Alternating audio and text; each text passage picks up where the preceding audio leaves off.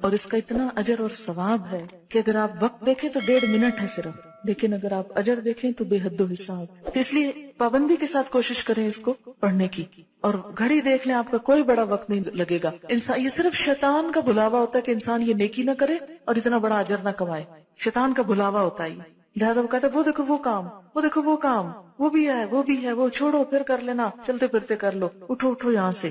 جس طرح قرآن میں آتا ہے فسبح وادبار السجود، سجدوں کے بعد بھی رب کی تسبیح کرو. لہٰذا کیا پڑھتے ہیں؟ 33 دفعہ سبحان اللہ، 33 دفعہ الحمدللہ، 34 مرتبہ اللہ اکبر. کیونکہ نماز کے بعد اللہ کی رحمت متوجہ ہوتی ہے، دعا مانگنے کا وقت ہوتا ہے. کچھ اور جو ہم عربی میں نماز کے اندر نہیں مانگ سکے اب باہر مانگ رہے ہیں، لیکن شیطان کہتا ہے کسی طرح نہ ہی مانگے تو اچھا، محروم ہی اٹھ جائے. اس لیے آپ دیکھیں گے کہ وہ وقت بڑا تلخ اور سخت ہوتا ہے اور اکثر لوگ برگلا لیے جاتے ہیں. 1.5 منٹ کے اندر آپ اتنا بڑا اجر کماتے، گویا آپ نے ڈھیروں مال صدقہ کر دیا جو ویسے ممکن نہیں. اتنا اجر ہے کہ ایک دفعہ نبی صلی اللہ علیہ وسلم کے پاس کچھ لوگ آئے، پوچھنے لگے اے اللہ کے رسول صلی اللہ علیہ وسلم، ہمارے کچھ دوست ہیں جو بڑے امیر ہیں، وہ صدقہ کرتے ہیں ثواب پا لیتے ہیں، ہمارے پاس ہم غریب لوگ ہیں، ہمیں بھی کچھ بتائیں کہ ہم ان کا ثواب پا لیں. تو آپ نے فرمایا کہ تم ہر نماز کے بعد 33 دفعہ سبحان اللہ الحمدللہ اللہ اکبر پڑھو تو تم کیا کرو گے؟ ان کے برابر ہو جاؤ گے. بڑے بڑے صدقہ جہاد اور کیا کچھ کرنے والوں ان کو بھی پتہ چل گیا. پھر وہ آگے یا رسول اللہ صلی اللہ علیہ وسلم، وہ بھی یہ کرنے لگے، پھر وہ آگے نکل گئے. تو آپ نے فرمایا یہ اللہ کا فضل ہے جسے چاہے دے.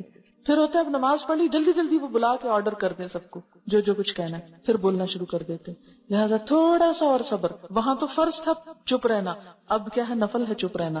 اور آیت الکرسی جو ہر فرض نماز کے بعد ہے، آپ نے فرمایا جو ہر نماز کے بعد آیت الکرسی پڑھے اسے بہشت میں داخل ہونے سے سوائے موت کے کوئی چیز نہیں روکتی.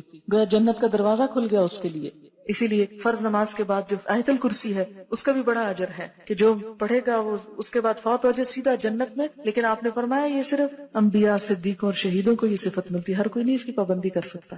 کیوں؟ کیونکہ ہر بات جو نماز میں یاد آنی ہوتی، ہم کہتے ہیں یہ کون سی مجبوری ہے پابندی ہے، اب تو بول لو خیر ہے، وہ پوری کیفیت نہیں تاری ہوگی. اس لیے تھوڑا سا صبر اور، لیکن یہ آپ کا بائی چوائس ہے، اب آپ کی مرضی ہے آپ صبر کریں یا نہ کریں. لیکن جو کر جائے وہ اب وہ وقت ہے پھل توڑنے کا، اب وہ وقت ہے نتیجہ لینے کا، دعا مانگنے کا. اس وقت میں اگر آپ گئے چھٹ گیا تو رہ گیا.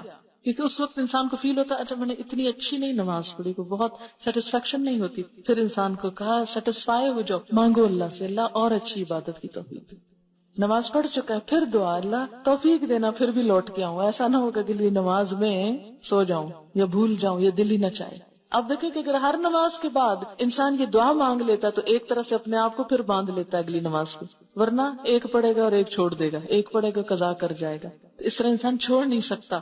اسی لیے کتنی باحکمت دعا اس موقع پہ سکھائی گئی. رب اعینی، اے اللہ تو نے میری مدد کرنی ہے، اللہ ذکر کر کے پھر تیرا ذکر کروں، شکر کر تیرا شکر گزار بندہ بن کے رہوں، وہ حسن عبادت سے بھی اچھی عبادت کروں. یہ جو ذکر ہے یہ مسنون ہے. کچھ سوال ہیں کہ میں جلدی سے جواب دیتی ہوں. نماز ختم کرنے سے پہلے سورۃ البقرہ کی آخری آیات اور حشر کی آیات پڑھنا جائز ہے؟ ذکر میں آپ جو کچھ بھی پڑھیں لیکن یہ مسنون نہیں ہے. مسنون وہی ہے جو میں نے آپ کو بتا دی ہے. اس کے علاوہ آپ اردو پنجابی میں اپنی دعا مانگ سکتے ہیں جو بھی آپ کریں.